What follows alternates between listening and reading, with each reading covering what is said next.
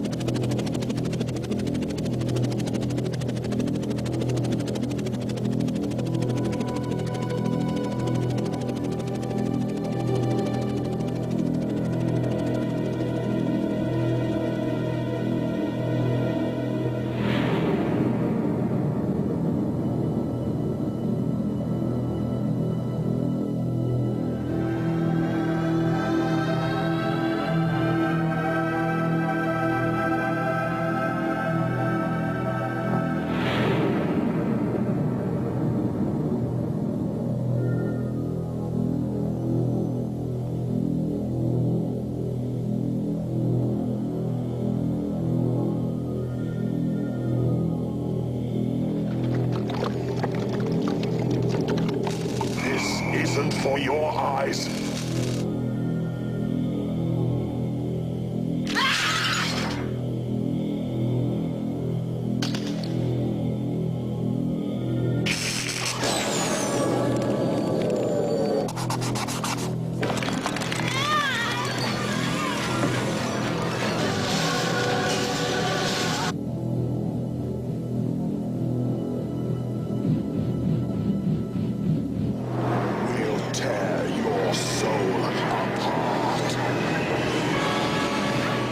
I think when we've seen Hellraiser, when we've looked at some of the books, we do sit and wonder from where he got this quality.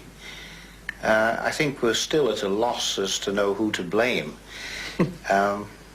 because it's so alien to both of us. We couldn't approach anything like that, could we, in putting that down on paper? No.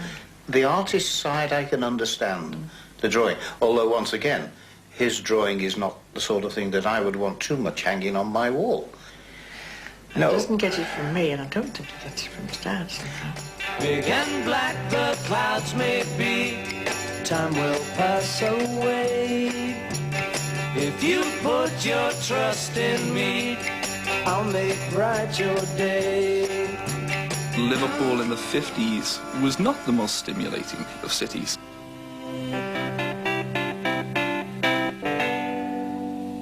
I lived in very conventional, rather reassuring circumstances, but feeling that my imagination was pushing me into areas of darkness and anxiety, unease, and also into areas where those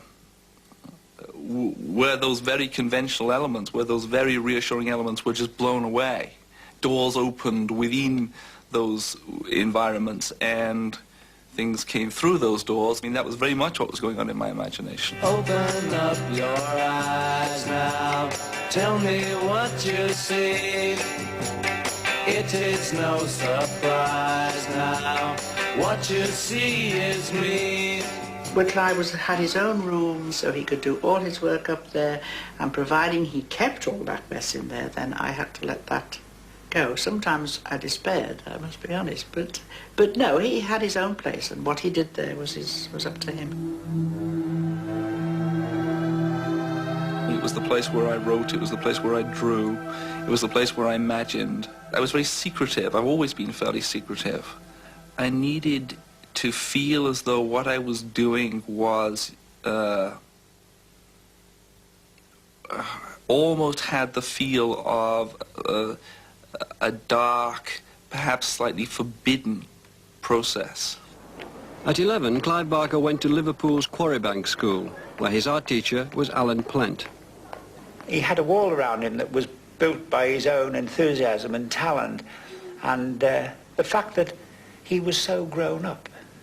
It wasn't like talking to a boy.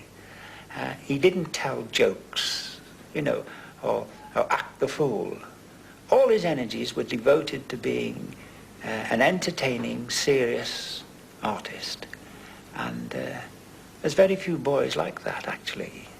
There was a guy with a noose round his neck, and one of those fake hands with the hairy warts on the back of it.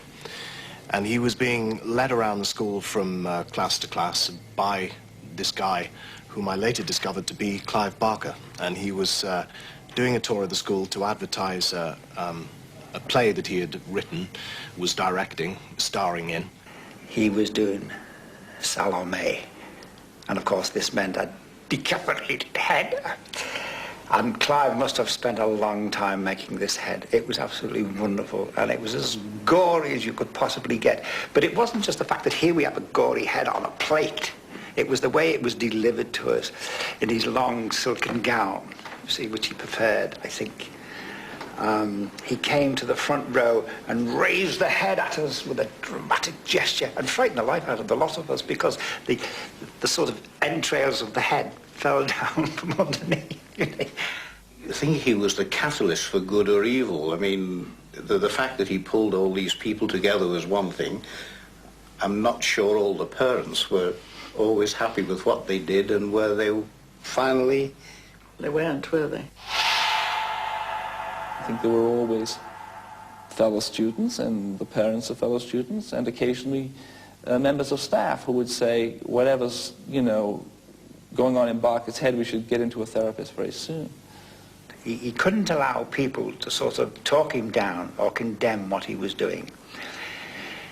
And in the end, because of this attitude which kept people out there, and you either agreed with Clive or you stayed away, and you know, you either went to the gates of hell with him or you kept your place and stayed out there. He was not to be interrupted in his journey. And of course, quite a lot of people and quite a lot of parents were quite worried that he might take some of their children along with him.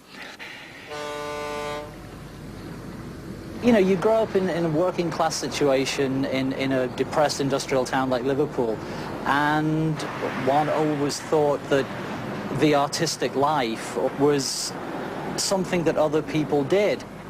And Clive was very good at, without sort of lecturing or trying to make cod speeches about doing this stuff, he simply seemed to offer an example that, well, my God, actually, you can do this. You know, it's just up to you. If you want to try this, there aren't any rules. You don't have to pass an exam. You can just start doing theatre, you can start making movies, you can start writing, you can start drawing, painting, whatever.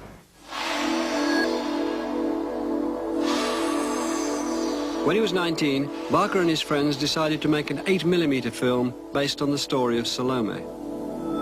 We scraped together money, we put the stuff on black and white, the stuff was developed in a bathtub. I mean, it was very, very low grade, if you will, as far as the technological aspects of it were concerned, but it was done with passion, and it was done with no rules.